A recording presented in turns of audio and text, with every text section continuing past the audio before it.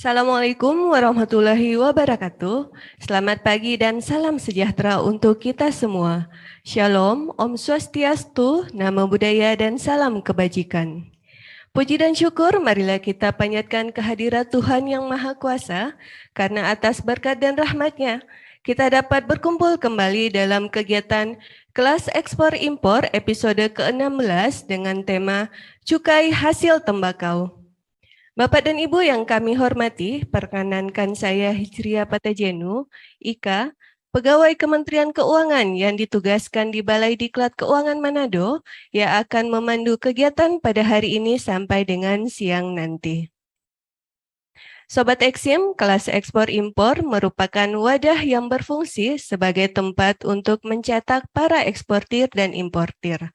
Kegiatan ini juga dilaksanakan sebagai bentuk bukti nyata Kanwil Direktorat Jenderal Bea dan Cukai Sulawesi Bagian Utara dan Balai Diklat Keuangan Manado dalam memfasilitasi masyarakat yang tertarik pada bidang ekspor dan impor. Baik Sobat Eksim, agar kegiatan pada hari ini dapat berjalan dengan lancar, marilah sejenak kita berdoa menurut agama dan kepercayaan kita masing-masing. Berdoa dipersilahkan.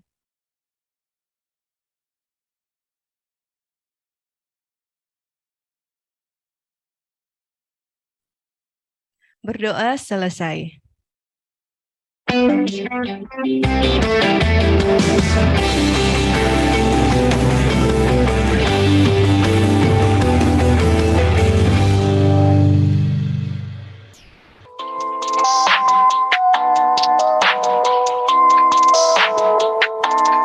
That's ISO. Rack it up, I gotta build up the bank to make me a safe house. Shake it up, she got her hands on her knees and she bringing the cake out. Smoke it up, I got some gas, some packs, I'm up in the greenhouse. Ball it up, I'm with the game, we taking shots off the rebound. Fucking my post, the same now, I've been humble too long, yeah, tell them all.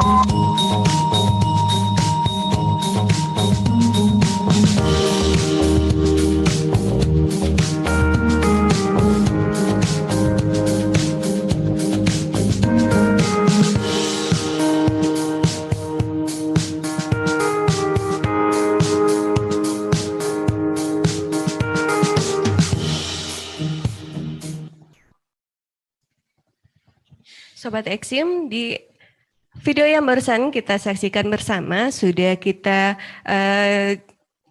kita sudah pelajari terkait cukai, dalam hal ini cukai hasil tembakau. Nah, apabila Sobat Eksim ingin bertanya, Sobat Eksim dapat mengajukan pertanyaan langsung melalui chat Zoom, tapi sebelumnya raise hand dulu ya, atau Sobat Eksim dapat juga mengajukan pertanyaan melalui Linktree/Humas BC Sulbaktara. Nah, Sobat Eksim, di setiap episodenya, kelas ekspor impor selalu menghadirkan narasumber dan ahli dan tentu saja mumpuni di bidangnya. Bersama saya hari ini sudah kehadiran 2 orang narasumber. Yang pertama adalah Bapak Muhammad Muammar Nasrullah. Beliau adalah Kepala Seksi Penindakan dan Penyidikan di Kantor Pengawasan dan Pelayanan Bea dan Cukai Manado. Selamat pagi Pak Muhammad. Selamat pagi Mbak Eka, selamat pagi Sobat Eksim dimanapun kalian berada. Wah, ada love-love-nya ya, Sobat Exim Oke. ya. Sepertinya Pak Amar udah nggak sabar nih berbagi infonya kepada Sobat Exim semua. Nah, selain Pak Amar, ada juga Bapak Abu Bakar Abdullah. Beliau adalah pemeriksa Bea dan Cukai pertama di Kantor Pengawasan dan Pelayanan Bea dan Cukai Manado. Selamat pagi Pak Abu Bakar. Selamat pagi Mbak Ika, selamat pagi teman-teman peserta kelas ekspor impor dimanapun berada. Gimana kabar? Sehat semua kan? Sehat, Ya. alhamdulillah. Sehat. Semoga Sobat Exim sehat semua ya. Nah, Sobat Exim, di episode minggu lalu kita sudah membahas tentang cukai minuman mengandung etil alkohol. Bagi Sobat Exim yang minggu lalu tidak sempat bergabung dengan kita, Sobat Exim tidak perlu khawatir ya. Sobat Exim dapat menyaksikan rekaman tayangan kami minggu lalu di YouTube channel Balai Diklat Keuangan Manado. Nah, saya sudah tidak sabar nih. Saya ingin langsung bertanya kepada Pak Amar nih, Pak. Kalau minggu lalu kita sudah membahas tentang cukai MMEA, minuman mengandung etil alkohol. Sudah dijelaskan juga tentang pengertian cukai. Tapi mungkin ada Sobat Exim nih yang mungkin lupa-lupa ingat. Apa sih pengertian dari cukai itu sendiri? Silakan Pak Amar. Baik, terima kasih. Sobat Exim semuanya, jika kita berbicara tentang cukai ya, tentu saja kita tidak bisa terlepas dari dasar hukum terkait cukai itu sendiri. Apa sih yang menjadi dasar hukum terkait cukai itu? Yang pertama adalah Undang-Undang Nomor 39 Tahun 2007 tentang perubahan atas Undang-Undang Nomor 11 Tahun 1995 tentang cukai. Itu yang pertama. Yang kedua, di tahun 2021 itu terbit Undang-Undang Nomor 7 Tahun 2021 tentang harmonisasi peraturan perpajakan. Di situ di Undang-Undang harmonisasi peraturan perpajakan tersebut dilakukan beberapa perubahan pasal yang ada di Undang-Undang Cukai. Jadi sesuai dengan dinamika dan perkembangan zaman itu peraturan akan termodifikasi, dilakukan perubahan. Nah, peraturan yang dilakukan perubahan tersebut itu yang lama, jika itu tidak diubah, ketentuannya, pasal-pasalnya masih tetap berlaku. Berbeda kalau peraturan itu sudah dilakukan pencabutan atau dinyatakan tidak berlaku lagi, maka peraturan yang lama tersebut tidak bisa dipakai lagi ketentuannya seperti itu. Dan untuk definisi cukai sendiri, menurut Undang-Undang Cukai, apa? Cukai itu adalah pungutan negara yang dikenakan terhadap barang-barang yang memiliki sifat dan karakteristik yang ditetapkan oleh undang-undang. Dalam hal ini adalah Undang-Undang Cukai. Apa saja sih sifat dan karakteristik tersebut? Yang pertama adalah konsumsinya itu perlu dikendalikan. Yang kedua, peredarannya perlu diawasi. Yang ketiga, pemakaiannya itu dapat menimbulkan dampak yang negatif bagi masyarakat atau lingkungan hidup. Dan yang terakhir adalah pemakaiannya perlu pembebanan pungutan negara demi keadilan dan keseimbangan. Hal itu diatur semua di dalam Undang-Undang Cukai. Seperti itu. Baik, Pak Amar sudah menjelaskan tentang definisi, sifat, serta karakteristik dari cukai. Nah, kalau tujuan dari pengenaan cukai itu sendiri seperti apa? Mungkin Pak Abu, silakan Pak. Oke, terima kasih Mbak Ika. Teman-teman peserta kelas ekspor impor yang saya hormati, perlu diketahui bersama bahwa tujuan pengenaan cukai itu sebenarnya ada dua. Yang pertama dari sisi budgeter, yaitu dari sisi penerimaan negara. Terus yang kedua dari regulator. Dalam kesempatan ini saya akan membahas tujuan pengenaan cukai tersebut. Yang pertama dari sisi budgeter, dari sisi keuangan negara ya.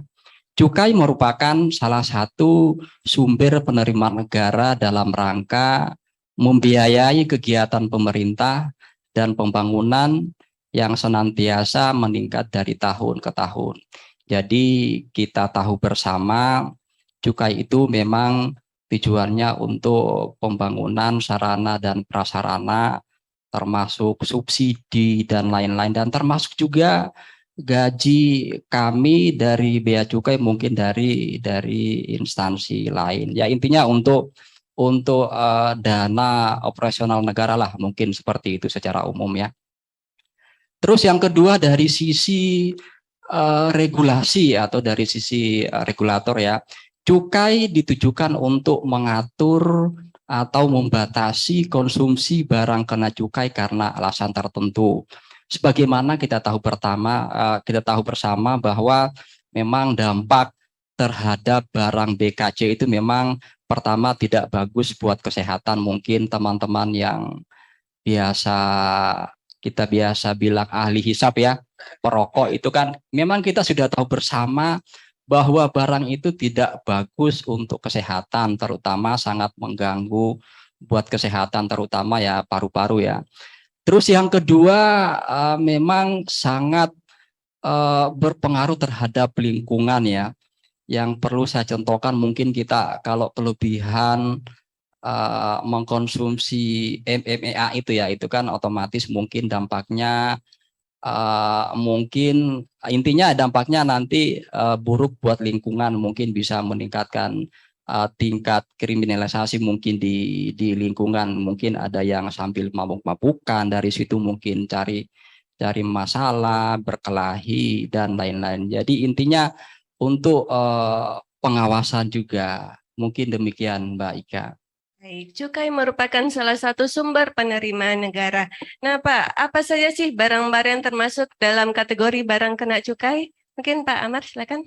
Baik, terima kasih. Apa saja yang termasuk barang kena cukai itu? Jika kita melihat di pasal 4 ayat 1 Undang-Undang Cukai ya. Cukai untuk saat ini itu ada 3, yaitu yang pertama adalah EA, etil alkohol, yang kedua adalah MMA, minuman mengandung etil alkohol, dan yang ketiga adalah hasil tembakau.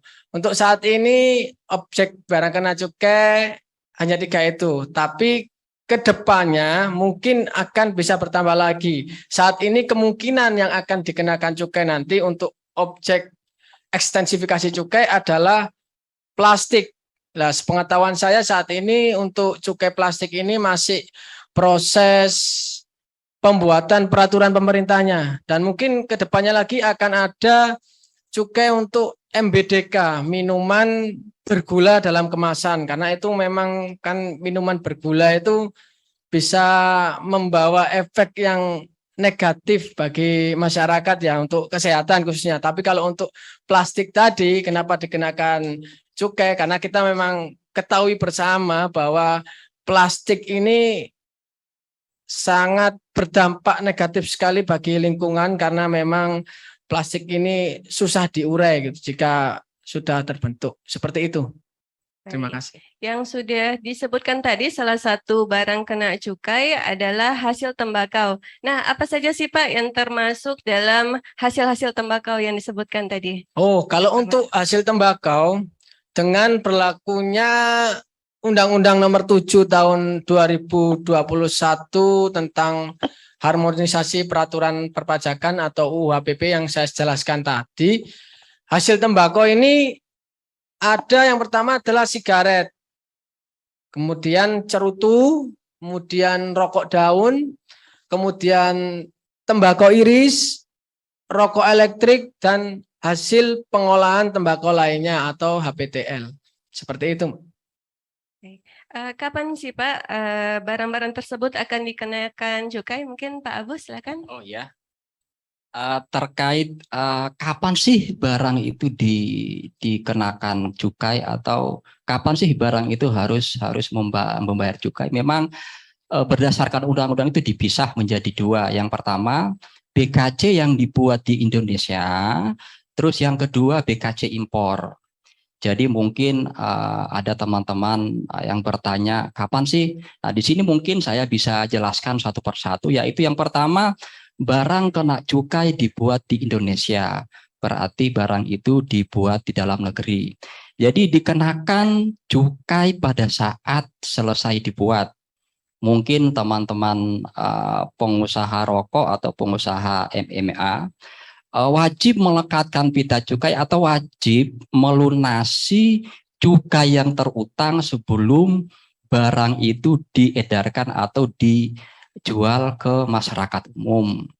Jadi perlu kita ketahui teman-teman ya, terutama teman-teman yang mungkin setiap hari merokok atau minum minuman mengandung alkohol itu harus kita ketahui. Jadi pelunasannya itu pada saat barang selesai dibuat dan diedarkan di pasaran bebas. Terus yang kedua BKJ impor. Kapan sih cukai itu diselesaikan, terutama untuk BKJ yang diimpor? Misalnya nih ada importir mau melakukan impor rokok, memang kita masih ada ya kita melakukan impor rokok. BKJ yang diimpor itu cukainya dikenakan pada saat pemasukan ke daerah pabean. Jadi begitu barang itu masuk di daerah pabean, berarti dia sudah terutang cukai. Kapan sih dia dilekati? Pada saat dia barang impor, dia masuk ke tempat penimbunan sementara, berarti ada beberapa pungutan yang harus atau yang wajib diselesaikan. Yang pertama adalah biaya masuk terhadap barang itu. Terus yang kedua PPN, yang ketiga PPH, yang terakhir khusus untuk barang kena cukai berarti dia harus melekatkan atau harus melunasi pita cukai itu sebelum keluar dari kawasan pabean. Berarti kalau teknisnya barang tiba di pelabuhan diperiksa oleh bea cukai, setelah dibayar pungutan-pungutan negara lainnya, setelah itu barang dibayar, dilunasi atau dilekati pita cukai, baru bisa diedarkan di peredaran bebas, atau barang setelah dilekati baru bisa dijual ke masyarakat. Jadi teman-teman sekalian, terutama yang biasa merokok atau minuman impor ya, itu perlu diperhatikan, terutama untuk MMA yang di atas kadar alkohol di atas 5% itu pelunasannya dengan pelekatan pita cukai.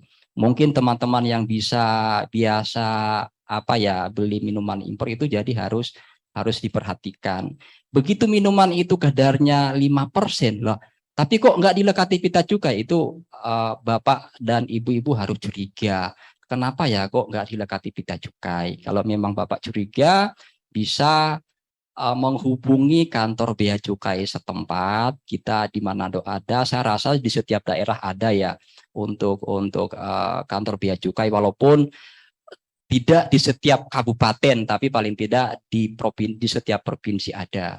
Jadi mungkin saya harapkan kerjasama dari masyarakat juga, karena tidak mungkin kami itu harus melakukan pengawasan terhadap peredaran BKJ, misalnya pengawasan harus 24 jam karena keterkaitan dengan keterbatasan pegawai, karena itu sangat membutuhkan partisipasi dari masyarakat, apalagi kalau daerah-daerah pedalaman itu memang saat ini masih ada rokok-rokok yang kami curigai yang tidak dilekati pita cukai. Jadi intinya perlu kerjasama dari masyarakat. Mungkin demikian, Mbak.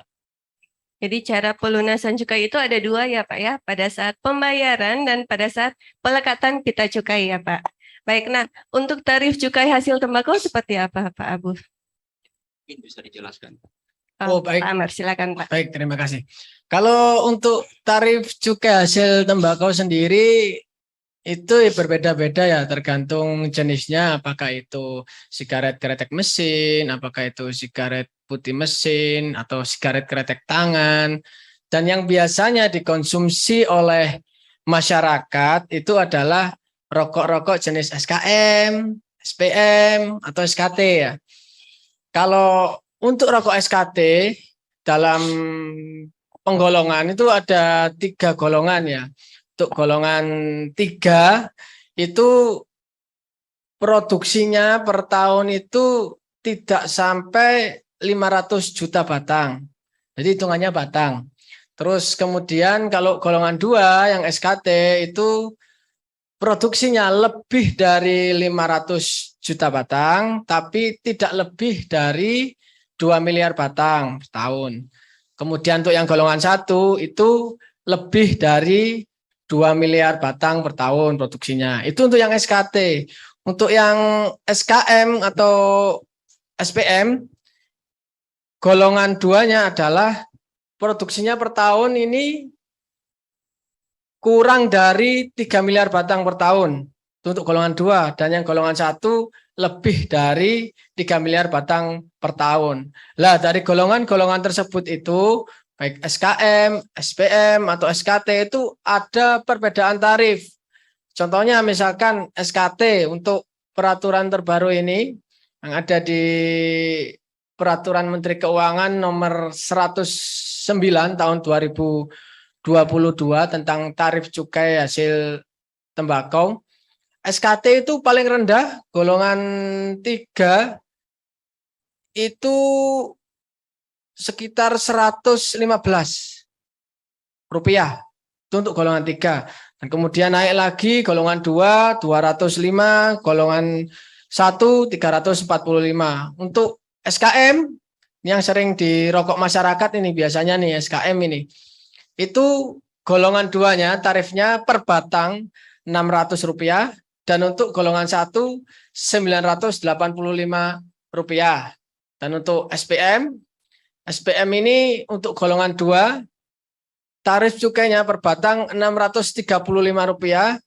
Sedangkan untuk golongan 1-nya Rp1.065. Kenapa sih diadakan perbedaan tarif baik SKM, SPT ataupun SKT?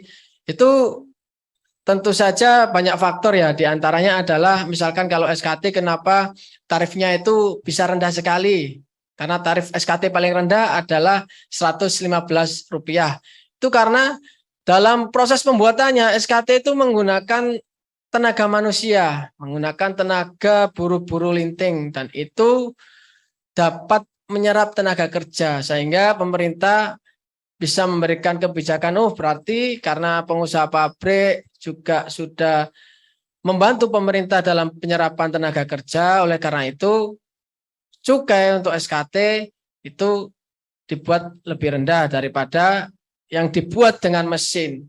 Karena kalau dibandingkan ya biasanya satu buruh itu yang ahli dalam 1 hari itu bisa memproduksi itu yang ahli 5.000 batang. Itu sudah luar biasa, Mas. Itu untuk yang ahli ya. Kalau yang belum ahli belajaran itu ya nggak sampai ribuan. Susah memang. Beda dengan mesin.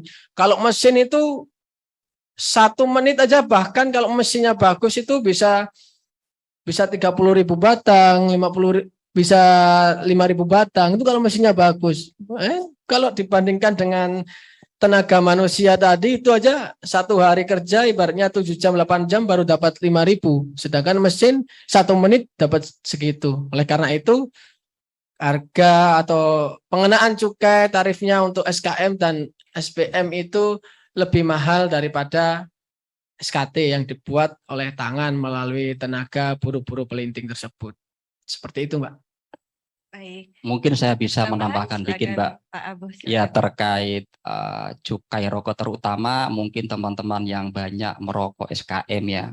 Jadi misalnya kita merokok merek Sampurna lah, kita nyebut satu merek ya. Berarti kan cukainya tadi 985 ya, Pak. Per batang. Per batang, berarti 16 batang kurang lebih 16.000. Cukainya saja sudah 16.000. Belum PPN-nya, pajak rokoknya 10% dari cukai. Berarti 16.000 tambah 1.600. Sudah 17.600. Belum PPN-nya. PPN-nya berapa, Pak? PPN kurang lebih 10%. Ya, 10% tambah 1.600 lagi. Berarti sudah 18.000 sekian ya. Berarti HPP rokok Kalau kita beli 28, berarti harga pokok produksinya berarti hanya 10.000. Jadi teman-teman jangan heran kenapa sih rokok semakin mahal, semakin lama kok semakin mahal. Karena tarif cukai itu semakin lama semakin dinaikkan, setiap tahun pasti tarifnya naik. Seharusnya diimbangi. Kalau kita seharusnya diimbangin, perokok itu seharusnya dikurangi. Ini dari sisi kesehatan ya. Kalau dari sisi sukai kan semakin banyak perokok semakin bagus. Tetapi kalau dari sisi kesehatan ya seharusnya perokok itu seharusnya berkurang karena semakin lama tarif cukai semakin tinggi. Bahkan ada yang SPM tadi sampai 1.000 sekian ya. Kalau kita Marlboro mungkin sekitar 30 sekian ribu lah. Tapi kok saya heran masih ada juga teman-teman yang masih suka merokok. Jadi mungkin demikian ya. Jadi intinya yang membuat rokok dan MMA mahal itu karena pungutan negara tadi yang cukai, pajak rokok, PPN dan lain-lain. Mungkin demikian Pak tambahan saya. Jadi cukai itu sumber penerimaan negara tapi juga bertujuan untuk membatasi ya konsumsinya. Ya, betul Pak. Jadi seperti itu. Dan mungkin sedikit saya tambahkan ya. Mungkin kita ini sebenarnya bisa berterima kasih Mas kepada perokok ini. Kalau kita beli sebungkus rokok tadi itu sebenarnya lebih dari 60% itu untuk negara sebenarnya. Kalau boleh saya bilang ini perokok itu ya setara dengan guru lah, pahlawan tanpa tanda jasa ini untuk negara. Karena memang beli sebungkus rokok aja itu 60% lebih itu untuk negara Mas, seperti itu. Ya, jadi juga saya tambahkan terutama yang tadi disampaikan, jadi 60% itu bukan untuk kepentingan biaya cukai, itu ada namanya dana alokasi yang diserahkan ke Pemda, yaitu pajak rokok, terus dana intensif cukai, itu salah satunya untuk kesehatan juga.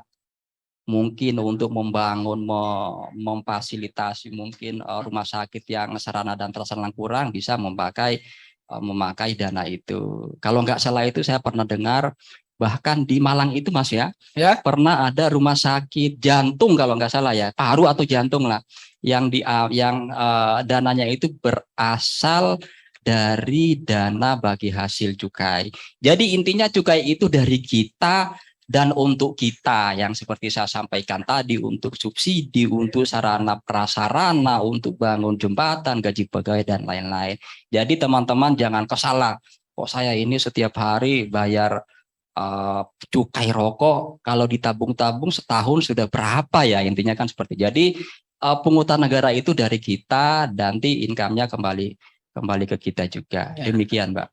Oleh karena itu ya kami mengimbau kepada teman-teman semua yang menyaksikan, yang hadir pada Zoom hari ini, ayolah kita merokok itu yang berpita cukai resmi ya. Jangan sampai yang resmi ya Mas ya. Yang resmi, jangan sampai tidak ada pita cukainya. Itu justru malah merugikan negara dan merugikan masyarakat. Karena apa? Rokok yang tidak dilekati pita cukai atau rokok ilegal itu kandungannya nggak jelas.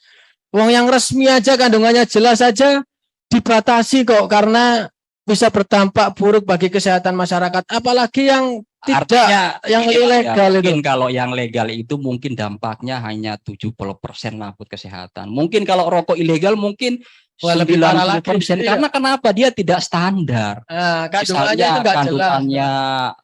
Nikotin kalau nggak salah. Iya, nikotinnya jadi dia nggak standar. Jadi kalau menurut saya, kalau teman-teman perokok ya belilah rokok yang legal, artinya sudah dilekati pita cukai. Walaupun kita dampaknya ya, tapi tidak separah dengan dampak yang rokok ilegal tadi. Kalau rokok ilegal ya takarannya terserah dia lah, mau berapa gram nikotinnya, mau berapa gram tarnya. Tetapi kan itu tidak standar sesuai dengan mungkin peraturan dari Kementerian Kesehatan. Mungkin demikian Mas Muhammad. Buat para perokok jadi penyumbang bagi devisa negara ya Mas ya. Pahlawan tanpa tanda jasa. Tapi jangan lupa untuk menjaga kesehatan paru-parunya ya. Ya, ini juga mungkin tambahan ya. Seharusnya memang ini himbauan dari Kementerian Kesehatan. Tapi kalau dulu waktu saya tugas di Miangas ini sebagai intermezzo hiburan aja. Saya bertanya sih sama teman-teman TKBM itu, Pak, Bapak satu hari bisa merokok berapa batang, Pak? Waduh, Pak, sekarang rokok itu makin lama makin mahal. Waduh, Pak, saya satu hari satu bungkus sudah cukup. Tapi saya bilang, Pak, Bapak kalau cuma satu hari satu bungkus, ya target tidak tercapai. Jadi itu cuma sebatas hiburan aja ya. Jadi intinya jangan sampai kita itu beli rokok yang ilegal. Kita sendiri dirugikan, negara juga pasti dirugikan. Kalau banyak di Indonesia beredar rokok ilegal, salah satu faktor berarti target cukai kita tidak akan tercapai. Berarti kalau target penerimaan tidak tercapai, berarti pembangunan pun tidak akan maksimal. Demikian, Mbak. Baik, tadi sudah dijelaskan tentang tarif cukai. Nah, Pak Abu nih atau Pak Amar nih, kalau ada sobat Eksim di sini nih yang ingin terjun ke usaha pengolahan hasil tembakau, prosedur perizinannya seperti apa? Oke, Pak Abu? saya bisa jawab nanti dibantu juga sama Pak Muammar. Mungkin ada sahabat-sahabat peserta kelas Eksim yang ingin membuat pabrik rokok, terutama di Sulawesi Utara. Kebetulan kami bertugas di Manado, dan kebetulan pun belum ada pabrik hasil tembakau. Syaratnya sebenarnya izin teknis dari instansi terkait. Nanti dari Bea Cukai hanya mengeluarkan nomor pokok pengusaha barang kena cukai atau biasa kita singkat NPPBKJ. NPPBKJ itu wajib buat siapa saja sih? Mungkin teman-teman bertanya, apakah kita penjual rokok eceran wajib mempunyai NPPBKJ? Makanya perlu saya jelaskan. Yang pertama, yaitu pengusaha pabrik. Mungkin teman-teman ya ada yang bikin pabrik etil MMEA lah atau hasil tembakau. Yang pertama pengusaha pabrik.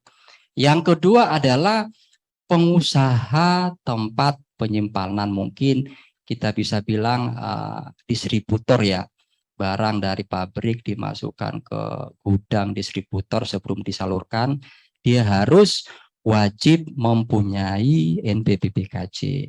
Yang ketiga importir BKJ.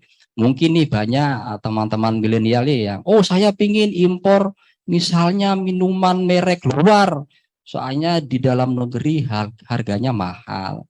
Ya itu salah satu yang dipenuhi adalah mempunyai NPP BKJ. Terus yang keempat, penyalur atau pengusaha tempat penjualan eceran BKJ. Ini saya sampaikan tadi. Ini khusus untuk minuman mengandung etil alkohol. Apakah toko-toko pengecer rokok itu wajib NPP BKJ? Sesuai aturan belum diwajibkan. Cuma kita nggak tahu, mungkin untuk meningkatkan pengawasan ke depannya kita nggak tahu regulasinya diwajibkan atau tidak. Cuma untuk saat ini untuk wajib NPPBKJ hanya sebatas minuman mengandung etil alkohol. Kalau kayak di Manado itu kan kita banyak kafe-kafe ya, jadi mereka menjual memang MMEA yang di atas 5%. Jadi perlu juga saya tambahkan, untuk NPPBKJ sendiri hanya berlaku untuk MMEA yang kadar alkoholnya di atas 5%. Tetapi rata-rata kalau kafe itu mereka memang jualnya campur, Mas. Oh, ya. Jadi ada yang sekelas bir sampai dengan 5%, ada juga yang jual di atas 5%. Jadi memang seharusnya wajib karena dia jual di bawah 5% dan jual di atas 5%. Mungkin demikian, Mbak.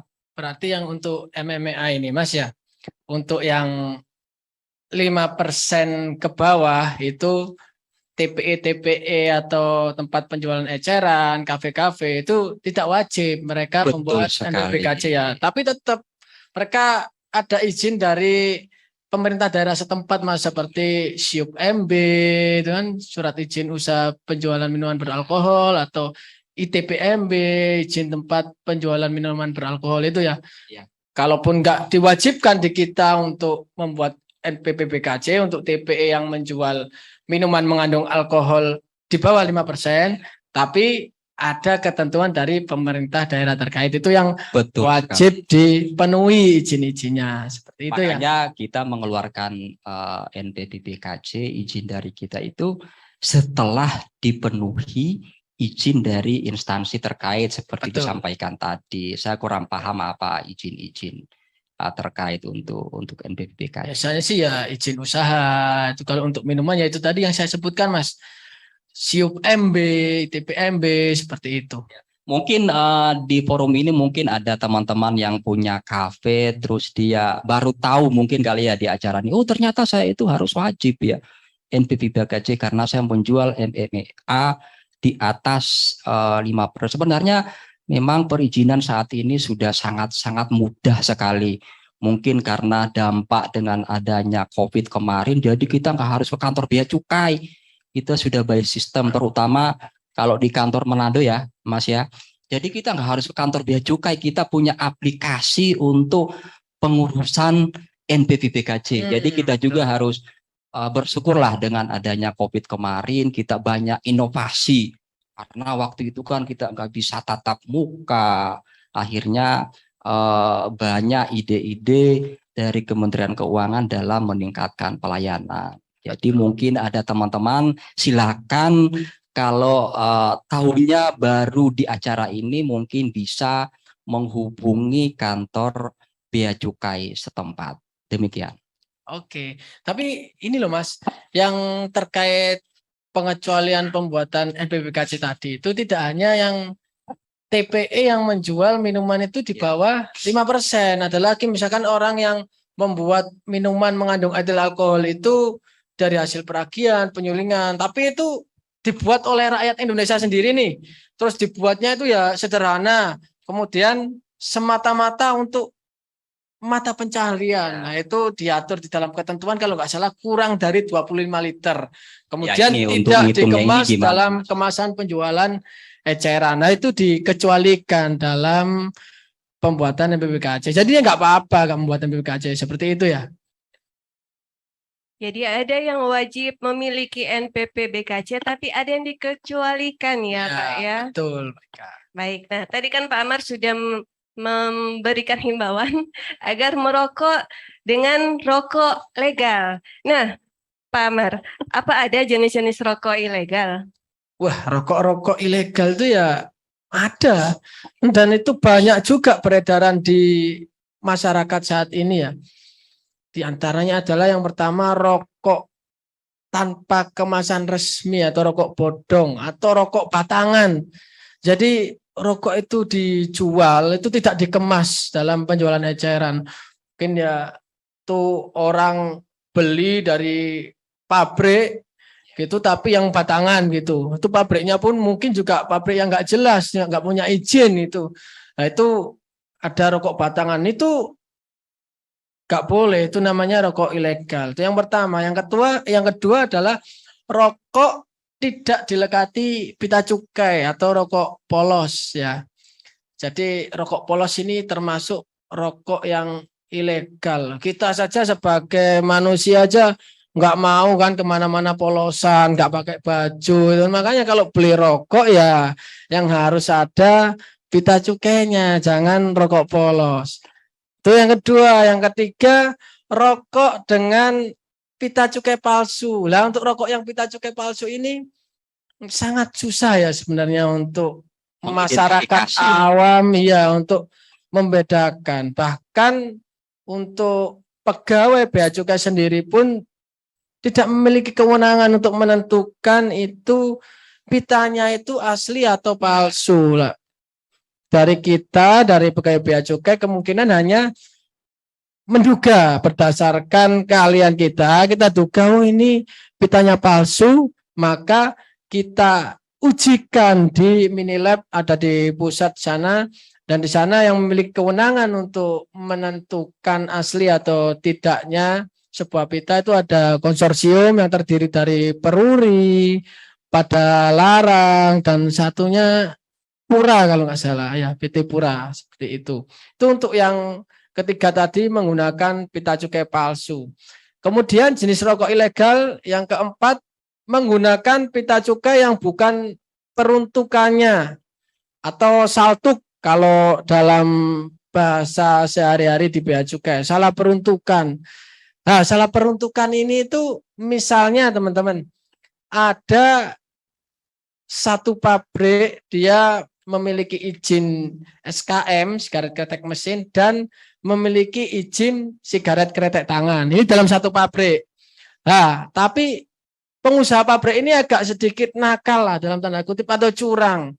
Dia mengakali, dia produksi SKM, tapi dia membeli pita SKT yang jauh lebih murah. Jadi perbedaan harganya itu cukup tinggi ya, perbedaan tarif cukainya. SKT aja sendiri 115. Ya. Sedangkan kalau SKM yang golongan 2 itu bisa mencapai 500 lebih. Nah, itu kan terjadi Pelarian pungutan negara. terjadi disparitas perbedaan harga yang cukup signifikan gitu loh. Berarti Sehingga itu bisa menimbulkan kerugian bagi negara, Mas. Spanyol berarti ya, separuh nyolong. Nah, separuh nyolong ya, meskipun ada pemasukan negara tapi itu mengakali gitu. Solusinya berapa ya, misalnya SKM 600 terus SKT-nya 115. Lah kan yang tadi Sudah bilang 400 tadi. ribuan ya kali Heeh. jutaan batang. Wah, Ya berarti target nggak tercapai lah, Mas. Ya opo iki? wah kalau target cukai nggak tercapai, imbasnya panjang, Mas. Ya, dampak. Dampaknya panjang untuk dana pembangunan, Ya. anggaran pembangunan kemungkinan ya akan berkurang untuk tahun Gaji depan. dikurangi juga bisa-bisa ya. Wah, ya gawat juga. Janganlah kalau gaji lah. Kalau gaji repot, Mas. Urusannya sampai ke rumah soalnya ya. Iya. Itu yang keempat tadi, jenis rokok ilegal adalah menggunakan pita cukai yang bukan peruntukannya atau salah peruntukan, saltuk. Itu yang keempat. Yang kelima adalah menggunakan pita cukai yang bukan haknya. Jadi saya contohkan misalkan pabrik A ini pabrik golongan 2 atau golongan 3 yang SKT itu dia pesan pita kemudian dipakai oleh pabrik lain. Jadi untuk pengusaha pabrik yang golongan 2 dan 3 itu di pita cukainya itu ada yang namanya kode personalisasi pabrik. Pengkodean ya, inisial nama pabrik gitu ya. Ya, ada kode personalisasi. Misalkan nih kalau di Malang ada pabrik yang namanya Sinar Mahkota Mas. Nah, itu personalisasinya itu ada 8 huruf, Mas. Ya. Ini kan terdiri dari 3 kata itu di pita cukainya itu Sin Mahma. Nah, itu jelas. Jadi ada bajunya. Lah itu kalau dipakai pabrik rokok lain itu berarti namanya salah personalisasi seperti itu. Nah, contohnya ini juga. Ini ada ini rokok yang saya rokok nih. Ini rokok dari Malang juga ini. Asika. Ini jenisnya sigaret kretek tangan. Nah, ini yang memproduksi adalah Indo Kretek Tobacco. Nah, ini ada personalisasinya juga Inkreto. Nah, jadi untuk golongan 2 dan 3 itu ada di pita cukainya yang namanya kode personalisasi. Ini untuk pengawasan kita supaya pita cukai ini tidak digunakan untuk pabrikan-pabrikan yang lain gitu, seperti itu. Itu yang kelima ya, yang terakhir jenis rokok ilegal adalah rokok yang dilekati pita cukai bekas. Jadi pita cukai itu sudah digunakan. Nah, ini banyak biasanya ini di toko-toko, di warung-warung di daerah-daerah itu ketika beli rokok terus penjual rokoknya itu mengumpulkan pitanya, tapi harganya dikurangi gitu. Nah, itu nanti untuk dijual ke orang atau ke pabrik untuk dilekatkan lagi lah itu nggak boleh. Jadi rokok yang dilekati pita cukai bekas itu namanya rokok ilegal, seperti itu. Mungkin menambahin sedikit dari Masnya terkait pita cukai. Jadi untuk biar pita cukai itu tidak mudah ditiru, Makanya setiap tahun itu ada update desain, Mas ya. Ya, betul. Misalnya Pita Cukai 2022 desainnya seperti ini. Jadi mungkin teman-teman pun begitu membeli rokok yang desainnya agak aneh seperti yang rokok kita beli, itu seharusnya curiga. Karena untuk meningkatkan pengawasan di bidang Pita Cukai, setiap tahun desain itu diupdate. Terus yang kedua, memang yang mencetak itu kan Peruri ya, percetakan uang Republik Indonesia. Jadi memang mungkin pengamanannya seperti uang. Ya, tapi kan namanya pengusaha yang mau nyolong ya dia berusaha bagaimana caranya. Walaupun sudah susah ditiru atau dipalsukan, ya namanya pengusaha mau untung besar, ya dia berusaha bagaimana caranya biar bisa menjiplak atau meniru Pita Cukai tersebut. Jadi untuk perhatian bagi teman-teman perokok, mungkin bisa membandingkan desain, terutama desain itu setiap tahun kita update demi Pita Cukai itu tidak mudah untuk ditiru. Demikian, Mbak. Di layar Sobat Eksium sudah kita tampilkan contoh beberapa rokok ilegal ya, rokok ilegal seperti tidak dilekatkan dengan pita cukai seperti ini. Maaf, kami tidak mengendorse ya suatu merek, tapi kami hanya memberikan contoh dari rokok-rokok yang ilegal. Nah, mungkin Pak Amar bisa menjelaskan bagaimana sih mengidentifikasi pita cukai? Ya, seperti yang saya jelaskan tadi, untuk Pita Cukai sendiri itu kan ada masyarakat bisa melihat sendiri ya, di Pita Cukai tersebut itu ada jenisnya apa, SKM atau SKT, itu bandingkan dengan bungkus rokoknya, terus tahun Pita Cukainya ada, terus jumlah isi kemasannya ada, seperti itu. Nah, kalau bagi masyarakat sendiri sebenarnya untuk mengidentifikasi pita ini agak susah dan kurang cermat. Yang paling mudah itu ya dilihat rokok itu dilekati pita cukai atau tidak, seperti itu, Mas. Itu yang paling mudah bagi masyarakat, karena kalau masyarakat awam mau mengidentifikasi apakah pita cukai yang dilekati di rokok, bungkus rokok tersebut salah penentukan, salah personalisasi, saya pikir nggak akan secermat itu, karena orang beli rokok ya tujuannya untuk merokok, dia bayar paling untuk melihatnya, oh dilekati pita cukai berarti aman gitu kan. Kalau untuk identifikasi secara mendalam, saya yakin masyarakat itu banyak yang nggak cermat. Iya, apalagi untuk menentukan palsu atau tidaknya. Pegawai bea cukai sendiri aja, saya yakin banyak yang nggak bisa itu. Untuk menduga saja, menduga ini palsu, itu susah. Dan kita pun nggak memiliki kewenangan untuk menyatakan, wah pita ini palsu. Kita hanya bisa menduga, baru kita ujikan ke Minilab, ada hasil keluar, baru itu sah dinyatakan pita cukai palsu, seperti itu. Berarti kita memang harus ada dukungan dari masyarakat ya, Mas? Ya, betul. Kalau kita sendiri harus patroli setiap hari, apalagi kalau di daerah kami sampai ke Miangas sana repot juga. Repot itu naik kapal berapa hari itu dari Manado itu, Mas? Kurang lebih 4 hari kita sampai dari Manado ke Miangas. Jadi harapan kami memang masyarakat pun harus proaktif. Harus kalau memang partisipasi ragu, hubungi aja kantor bea cukai terdekat ya, dan kami pasti menjamin akan merahasiakan yang menyampaikan laporan tersebut. Itu dijamin lah, kami nggak akan bocorkan. Oh ini yang melaporkan si A si B, itu pasti akan kami rahasiakan. Mungkin demikian tambahan. Oke. Baik, jadi kita perlu dukungan dari masyarakat semua ya Pak. Betul sekali. Karena ya nggak mungkin bea cukai itu kerja sendiri, Mbak. Karena dalam satu kantor aja kadang pegawainya itu nggak sampai gitu loh 100 orang gitu. Sedangkan wilayah pengawasannya itu beribu-ribu kilometer. Bahkan kalau sampai pulau-pulau terpisah, pulau-pulau itu kan sangat-sangat susah sekali untuk pengawasannya, seperti itu. Oleh karena itu kita butuh peran aktif dan partisipasi masyarakat untuk ikut juga itu memantau, mengawasi agar penerimaan kita di bidang cukai ini bisa tercapai sehingga bisa berdampak positif nanti bagi pembangunan untuk negara seperti itu. Dan biasanya strategi untuk market atau pemasaran rokok-rokok ilegal itu biasanya daerah-daerah.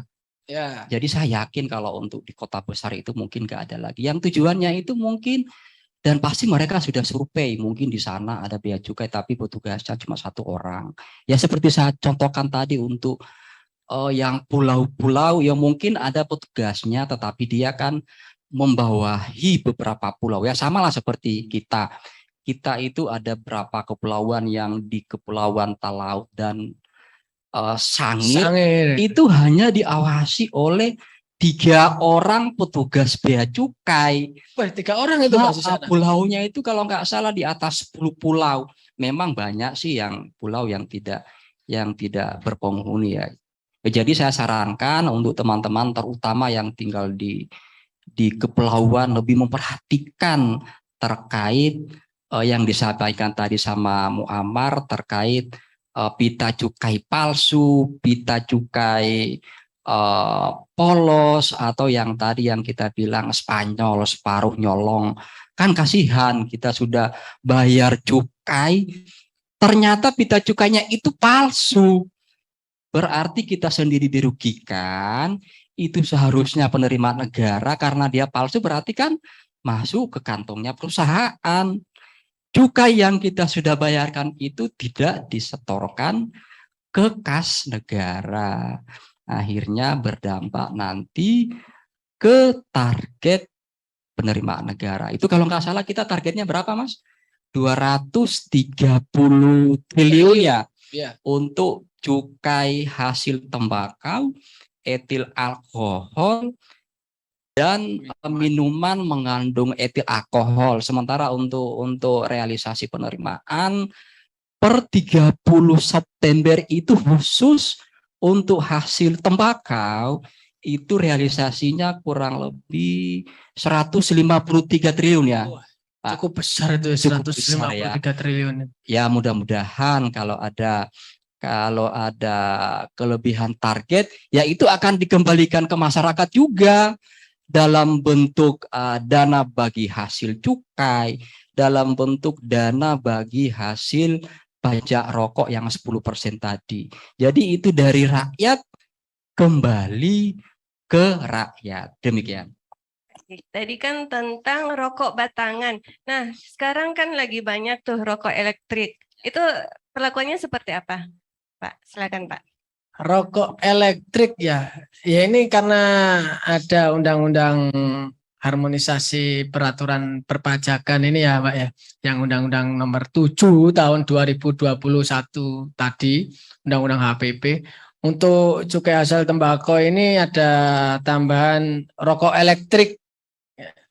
Rokok elektrik ini ya paling gampangnya bisa kita lihat seperti orang-orang menghisap vape itu Mbak. Jadi itu kalau vape itu masuk kalau nggak salah di jenis rokok elektrik cair dengan sistem terbuka. Jadi ada yang terbuka, ada tertutup. Kalau yang tertutup itu pakai cartridge itu. Kalau teman-teman biasanya yang lebih kecil bentuknya itu tinggal dihisap saja. Nanti kalau itu habis dibuang. Atau sekali pakai atau ganti cartridge-nya itu saja. Itu yang untuk rokok elektrik dengan sistem tertutup. Kalau yang terbuka yang saya jelaskan tadi seperti vape, vapor lab. Jadi beli liquidnya, lah cukainya itu dilekatkan di liquidnya tadi. Seperti itu. Itu rokok elektrik ya, yang mengikuti perkembangan zaman. Tapi itu tetap termasuk dalam hasil tembakau karena ada kandungan nikotinnya. Nah, nikotin kan berasal dari tembakau. Sampai saat ini ya, nikotin itu berasal dari tembakau. Saya nggak pernah tahu apakah dari tumbuhan-tumbuhan lain itu bisa menghasilkan nikotin, karena sepengetahuan saya hanya tembakau yang mampu menghasilkan nikotin. Seperti itu. Kalau rokok ini elektrik kan rata-rata anak-anak milenial ya. Jadi mungkin mereka ya apa ya, mungkin karena asapnya Kalau saya lihat kalau yang merokok elektrik itu dia kayak kebakaran kecil gitu ya. Apalagi kalau sudah Oh iya, 3 orang, asapnya 4 lebih orang. tebal Ya, daripada ngumpul rokok gitu. biasa. Saya kaget ini ada kebakaran apa di mall ini atau ternyata rokok elektrik. Jadi mungkin lebih ke apa ya, pergeseran eh, konsumen ya, mungkin dia mau praktis lah, nggak mau rokok, nggak mau bakore dan lain-lain, dipakai rokok elektrik. Tapi tarifnya kalau nggak salah per gram ya, Mas ya. Tarifnya per milimeter, Mas. Per mili, karena kan ada cairan di situ, per mili pengetahuan saya. Ya, aturan berarti peraturan ini mengikuti perkembangan zaman ya, Pak ya. Ya harus seperti itu, Mbak. Dinamika perkembangan zaman tuh. Untungnya undang-undang cukai itu bisa mengakomodir hal tersebut ya. Baik. Nah, kita beralih ke pertanyaan nih. Sudah ada para penanya di chat Zoom kita. Saya bertanya dari Pak Zulferdi. Baik, izin bertanya, apakah nilai rupiah yang tercantum pada cukai rokok itu, nilai rupiah pada cukai rokok itu apakah nilai jualnya? Kadang ditemukan nilai yang tercantum lebih tinggi dari harga jualnya. Mungkin Pak Amar? Ya, nilai yang tercantum dalam pita cukai dalam satu bungkus rokok itu namanya harga jual eceran. Jadi nilai harga jual eceran itu sepengetahuan saya tidak boleh lebih rendah ketika dijual itu kisaran 85%. Tapi kalau itu lebih tinggi itu enggak masalah karena memang itu kan harga jual eceran. Contohnya kayak rokok yang saya rokok ini. Ini jenisnya SKT ya, harga jual ecerannya 22.000. Ketika saya beli di warung di pasaran itu dijual sama warung atau pasar itu 25.000, 26.000 seperti itu. Baik. Jadi menambahkan juga di bea cukai itu kan ada namanya monitoring. Jadi kita setiap 3 bulan itu melakukan pengawasan terutama HT dan MMEA. Memang fokus kami itu kan lebih ke pita cukai. Tetapi kita juga memonitoring harga jual. Misalnya harga Sampurna di pita cukainya misalnya 25.000 HJE-nya ya. Ternyata kita temukan di pasar ternyata sudah 35.000. Tetapi kan pasarnya bukan pasar-pasar kayak pulau terluar ya sudah wajar lah. Misalnya kita temukan di kota Manado ternyata rokok merek Sampurna misalnya. Ternyata sudah dijual 35.000. Ya mungkin kita bisa sebagai pertimbangan untuk menaikkan cukai rokok tersebut. Jadi salah satu monitoringnya seperti itu. Jadi kami mengambil sampel, mencatat HJE-nya berapa, terus dijual ke konsumen terakhir berapa, nanti kita laporkan ke Direktorat Cukai. Mungkin itu sebagai dasar petinggi-petinggi kami untuk mengambil kebijakan. Bagaimana sih rokok merek ini kok harganya terlalu tinggi?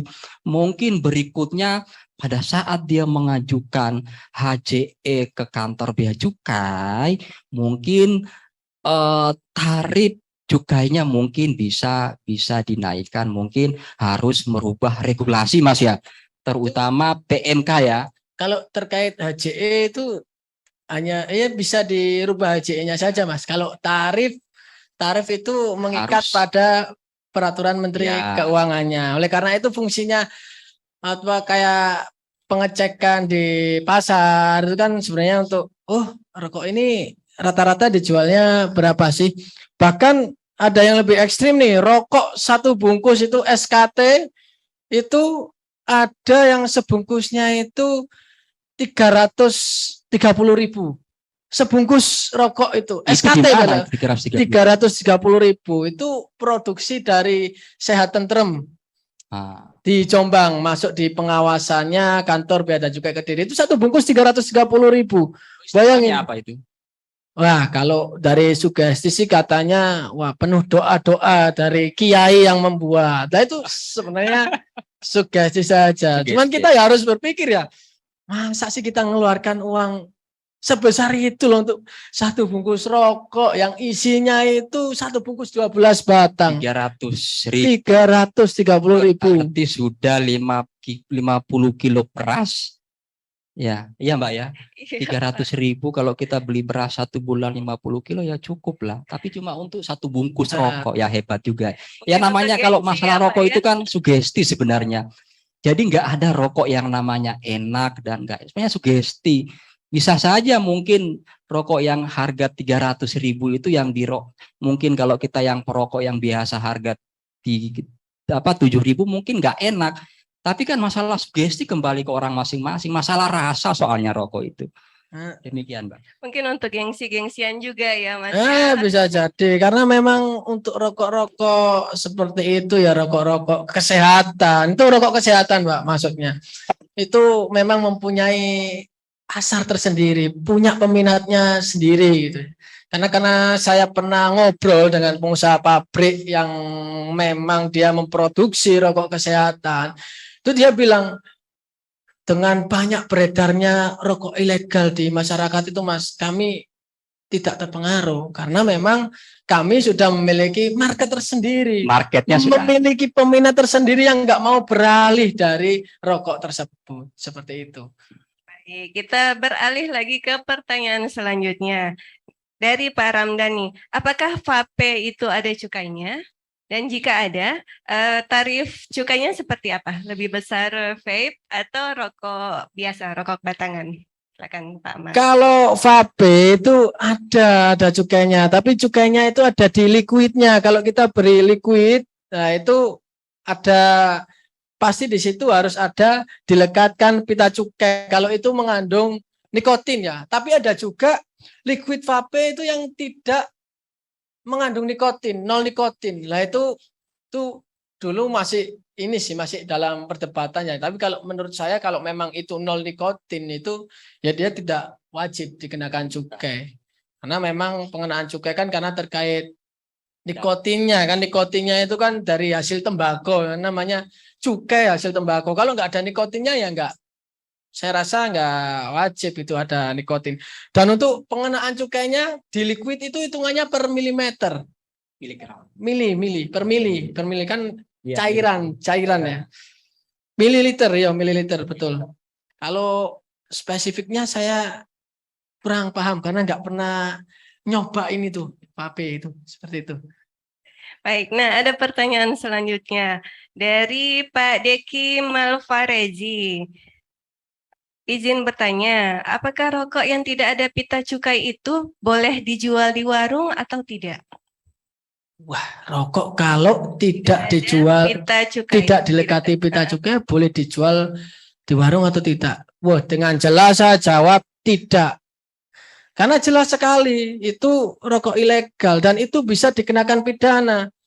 Pasal 54 Undang-Undang Cukai itu menyebutkan bahwa setiap orang yang menawarkan, menyerahkan, menjual atau menyediakan untuk dijual barang kena cukai yang tidak dikemas untuk penjualan eceran, tidak dilekati pita cukai, itu bisa dipidana dengan pidana penjara minimal 1 tahun, maksimal 5 tahun, dan atau pidana denda itu minimal 2 kali nilai cukai, maksimal 5 kali nilai cukai. Lah itu sangat merugikan sekali kalau memang ada warung yang menjual rokok ilegal dengan untung yang nggak seberapa, dengan pidana yang harus didapatkan. Saya rasa itu tidak worth it sekali ya. Jadi ya kami menghimbau lah kepada toko-toko, warung-warung, kalau menerima dari sales rokok itu diperhatikan benar-benar apakah itu rokok yang legal atau tidak. Karena jangan sampai kita itu menjual atau menyediakan untuk dijual barang kena cukai yang tidak dilekati pita cukai, khususnya dalam hal rokok ini. Karena itu Hukumannya nggak main-main, pidana penjara minimal 1 tahun, maksimal 5 tahun, seperti itu. Oke, Jadi, saya bisa menambahkan terkait silakan, Pak. memang pertanyaannya sangat-sangat bagus.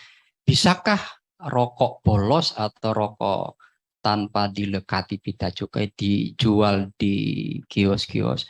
Kalau kita baca undang-undangnya memang tidak bisa karena memang sanksinya pidana. Jadi saya menyarankan ke mungkin teman yang menanyakan tadi, mungkin kalau ada sales atau siapa sajalah yang menawarkan rokok polos seperti itu, kita bisa minta nomor kontaknya atau kita foto kendaraannya. Biasanya mereka itu memasarkan pakai itu Mas, motor, tapi ada box-box di Oh ya, belakangnya. kalau di Jawa namanya oprokan. Kalau memang Heeh. ada yang menawarkan, ya silakan difoto kendaraannya, plat nomornya, kalau bisa foto orangnya, dan disampaikan ke kantor bea cukai setempat.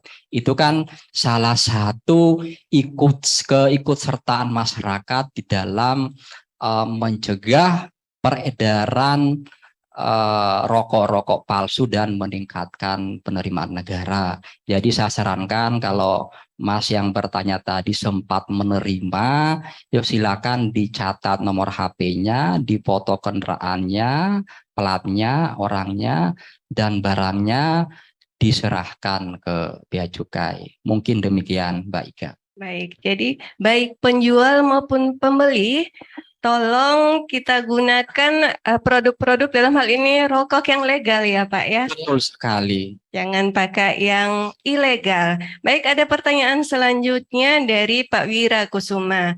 Apakah akan diberlakukan single tarif untuk penerapan cukai rokok ini? Maaf, apakah akan diberlakukan single tarif untuk penerapan cukai rokok ini agar tidak terjadi kecurangan-kecurangan sebagaimana disampaikan oleh Pak Amar tadi? Saya rasa kalau dibuat single tarif itu nggak mungkin ya, karena ya kita ketahui sendiri itu pertimbangan pemerintah kan juga terkait tenaga kerja tadi.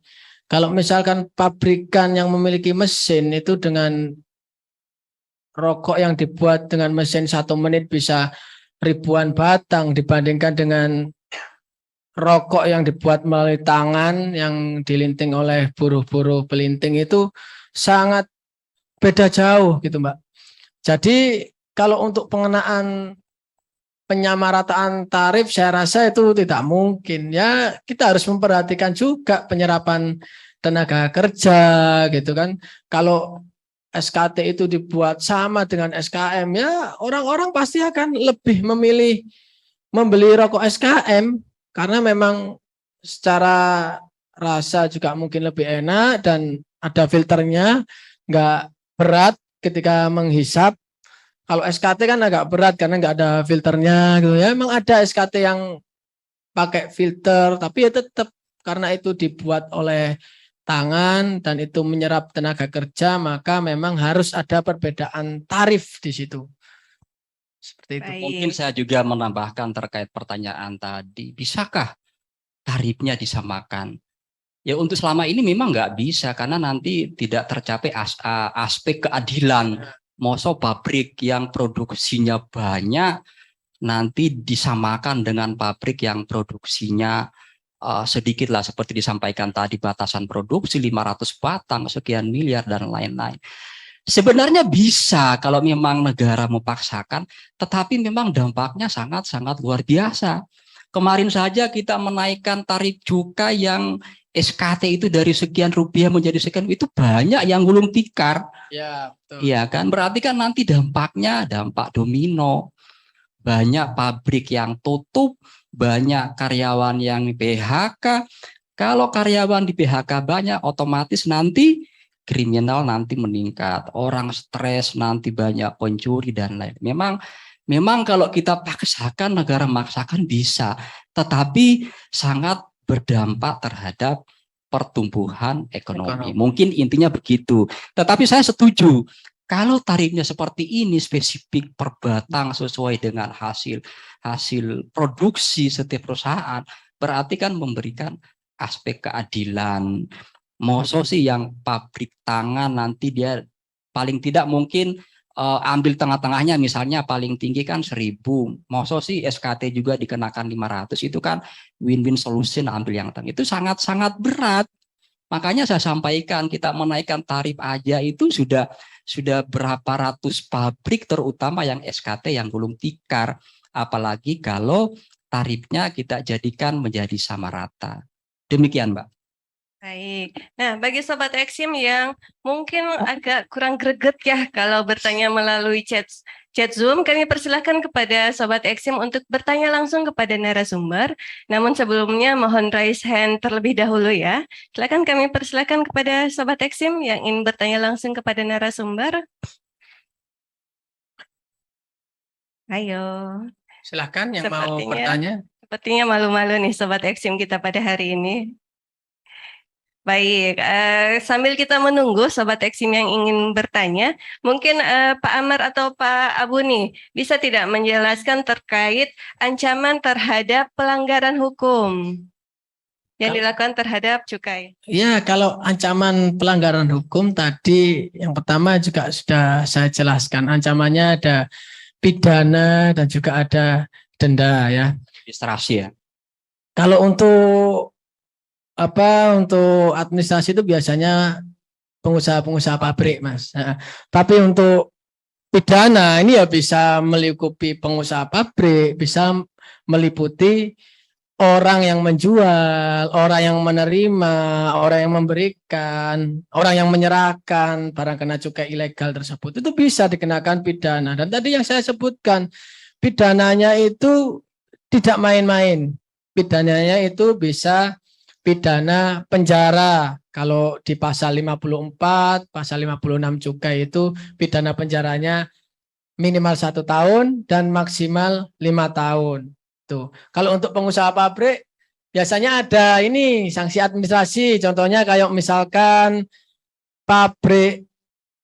kalau misalkan pabrik terus dia tidak melakukan pencatatan gitu, tidak melaporkan atau memberitahukan barang kena cukai selesai dibuat, itu ada sanksi administrasinya, kalau nggak salah 2 kali nilai cukai untuk pengusaha pabrik, Mas. Itu karena tadi melanggar yang pasal tadi loh, yang perizinan NPPBKC untuk TPE misalnya kan tadi ada TPE kan wajib untuk NPPBKC yang menjual MMA lebih dari 5%. Lah ketika itu ditemukan oleh petugas pada saat patroli atau operasi, kemudian dimintai dokumennya, loh kok nggak ada NPPBKC-nya, tapi kok kamu menjual minuman mengandung etil alkohol di atas 5%, maka itu bisa dikenakan denda. Kalau nggak salah denda untuk pelanggaran pertama kali itu 20 juta rupiah itu bagi pemilik TPE yang tidak memiliki izin NPPBKC. Lah, untuk pengusaha pabrik rokok nih, tadi saya lanjutkan. Misalkan dia melekatkan pita cukai tidak sesuai peruntukannya. Nah, itu ada macam-macam tidak sesuai peruntukannya itu. Misalkan rokok SKM dilekatkan di SKT. Maksudnya pita cukai SKT dilekatkan di rokok jenis SKM. Nah, itu kan merugikan negara tuh. Ada disparitas harga kan, perbedaan harga rokok SKM dan rokok SKT. Itu terkait salah peruntukan. Ada lagi misalkan rokok SKM nih dengan jumlah 20 batang, tapi dilekatkan pita cukai yang isinya 12 batang. Ya meskipun sama-sama SKM, tapi tetap di situ ada uang Spanyol uang negara yang dicuri gitu loh. Dan itu bisa menggerus keuangan negara seperti itu. Saya menambahkan terkait kebetulan memang undang-undang kepabeanan dan undang-undang cukai itu kita diamanatkan mempunyai PPNS. Jadi untuk penyidikan terkait pelanggaran undang-undang kepabeanan maupun undang-undang cukai itu dilakukan oleh PPNS yang ada di Direktorat Jenderal Bea dan Cukai. Jadi kami tidak perlu melimpahkan ke penegak hukum lain. Jadi pada intinya kalau ada pelanggaran langsung diproses oleh kantor bea cukai itu sendiri. Kecuali kalau kantor bea cukai tidak mempunyai PPNS, mungkin kita bisa minta bantuan dari penegak hukum lain. Tapi saya rasa untuk saat ini Mas ya, saya yakin bahwa untuk seluruh kantor bea cukai itu sudah pasti ada PPNS-nya.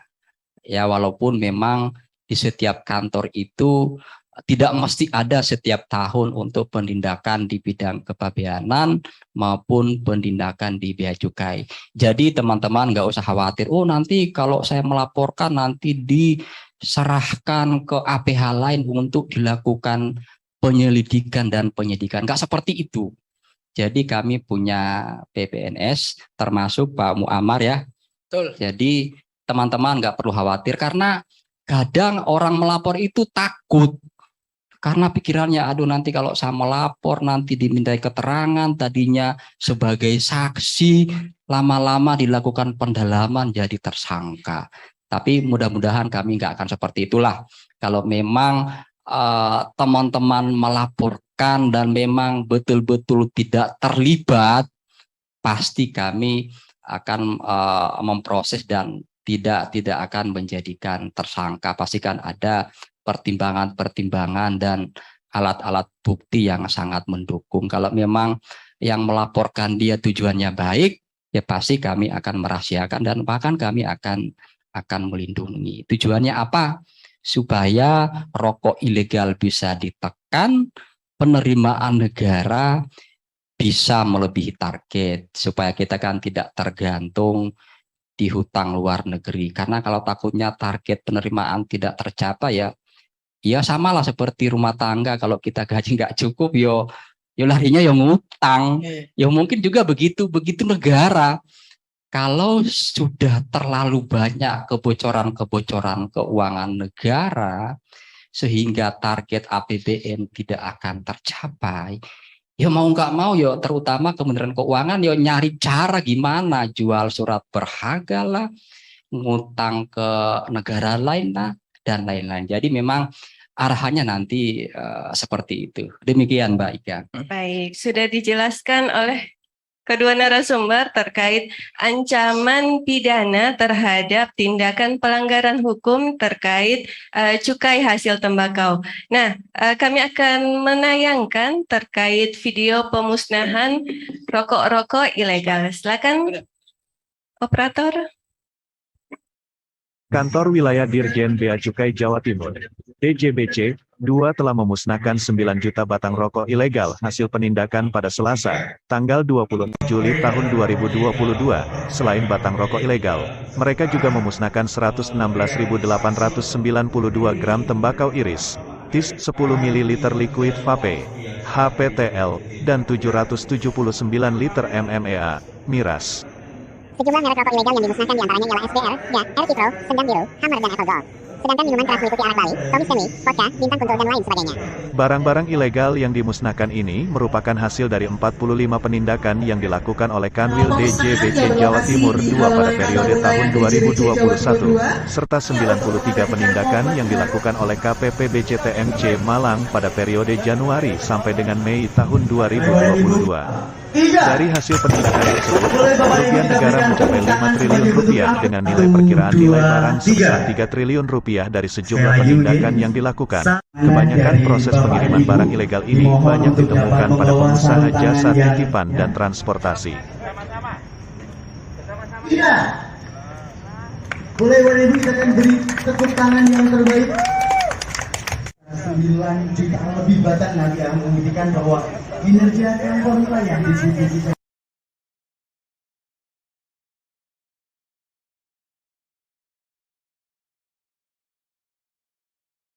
Hasil tembakau maupun minuman mengandung etil alkohol.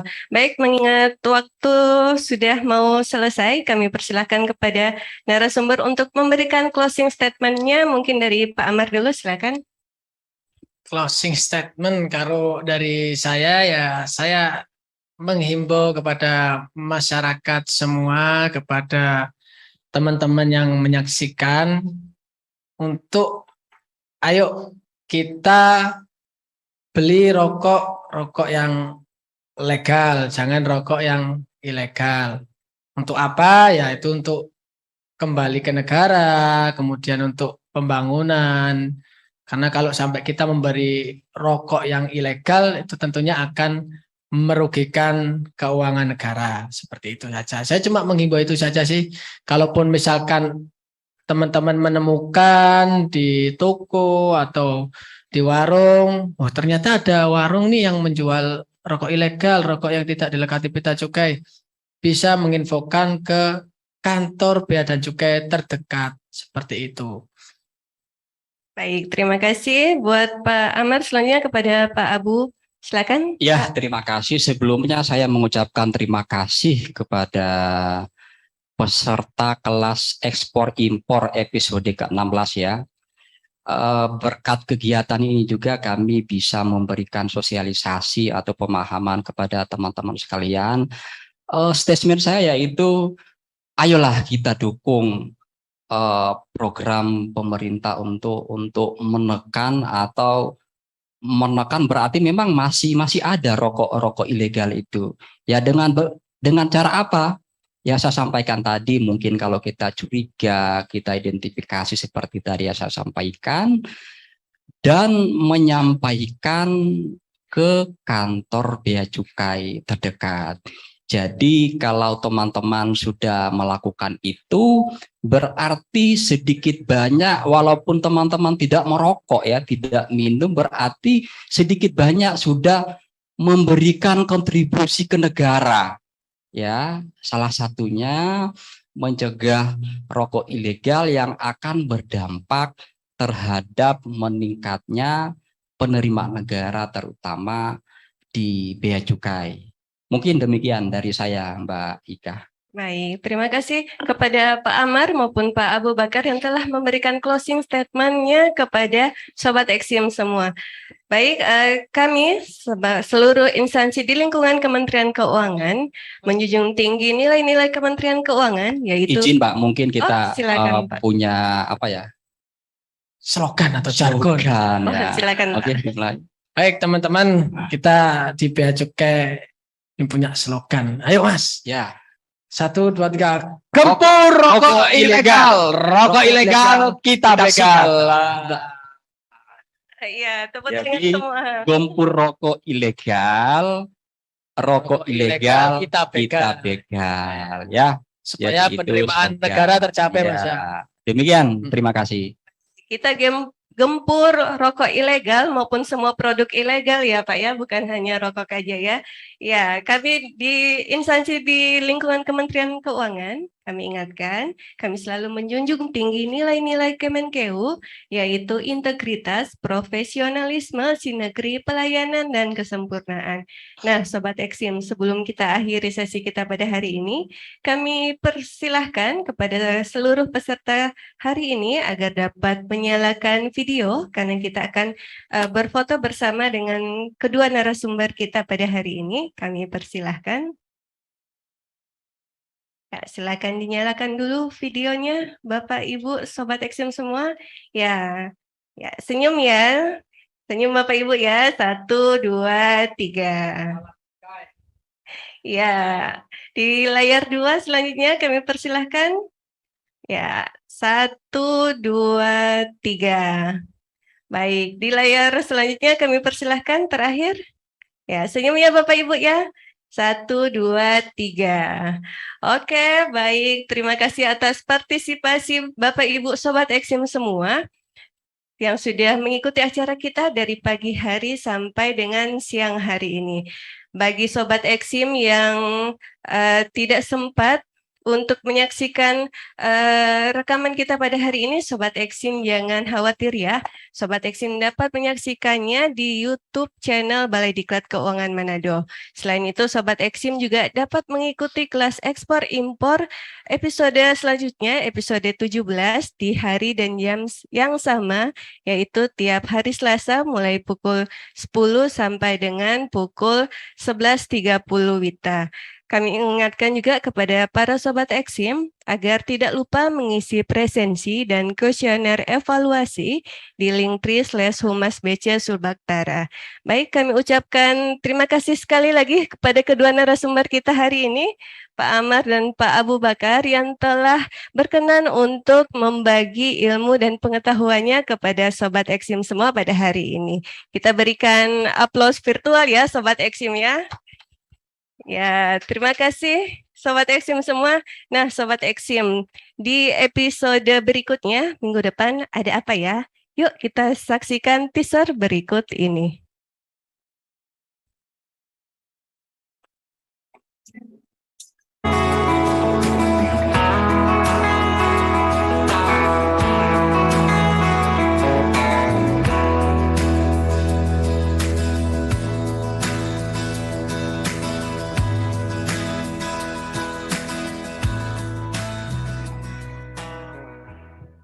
Baik, apa itu barang lartas? Nah, Sobat Eksim dapat menemukan jawabannya di episode berikutnya, yaitu episode 17. Baik, dengan demikian, berakhirlah acara kita dari pagi hari tadi sampai dengan siang ini. Kami mengucapkan terima kasih yang sebesar-besarnya atas partisipasi dari Bapak dan Ibu semua. Sekaligus kami mohon maaf apabila selama pelaksanaan kegiatan ini terdapat hal-hal yang kurang berkenan di hati Bapak Ibu Sobat Eksim semua. Semoga acara kita hari ini dapat bermanfaat bagi kita semua ya. Baiklah, saya Ika undur diri. Selamat melanjutkan kembali aktivitas Bapak dan Ibu. Selamat siang. Wassalamualaikum warahmatullahi wabarakatuh. Bea Cukai makin baik. Terima kasih.